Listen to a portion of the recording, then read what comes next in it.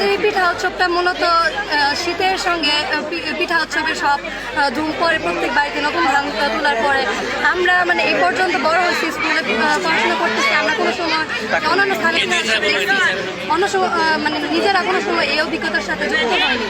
এবার আমরা আমরা এই পড়াশোনার প্রথম যে আমরা এই পিঠা উৎসবের সাথে সংযুক্ত হয়েছি।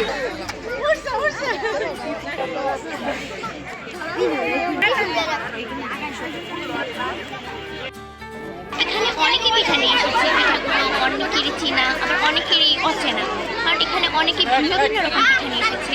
পিঠাগুলো দেখতেও এত সুন্দর এবং খেতেও অনেক মজা। আমরা সবাইকে পিঠা বিক্রি করছি, তারাও খুব মানে অনেক মজা সহকারে কিনছে। কিছু কিছু পিঠা কিনেছি, আমার কাছে খুবই ভালো লেগেছে, খুবই আনন্দ ঘন একটা পরিবেশ। সবাইকে দেখছি সহযোগী হয়ে সবাই কেনাকাটা করে খাচ্ছে, আনন্দ করছে। স্টুডেন্টদের সাথে স্যারদের একটা সম্পর্ক বিনিময়, সর্বোপরি খুব ঐতিহ্যবাহী একটা অনুষ্ঠান পিঠা উৎসব। পিঠা বাঙালিদের একটি ঐতিহ্যবাহী উৎসব। আমরা অল্প সময়ের মধ্যে অনেকগুলো পিঠার আয়োজন করছি, কিন্তু চাহিদার তুলনায় তেমন পিঠার আয়োজন করতে পারি নাই। আমরা তো চলে যাবো বিদায়ী শিক্ষার্থী, কিন্তু স্যারদের কাছে অনুরোধ স্যাররা যাতে প্রতি বছর এই পিঠার আয়োজন করে। উৎসবটা মূলত বাঙালিদের ঐতিহ্য ধরে রাখার জন্য এই আয়োজন করা হয়েছে।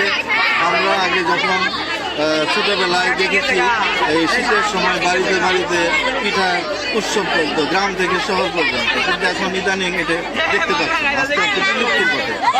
আমরা পিঠা মানে যে পরিমাণ পিঠা নিয়ে আসছিল ছেলেমেয়েরা, সেই পরিমাণ পিঠা আমরা দিতে পারি না, চাহিদা মনে।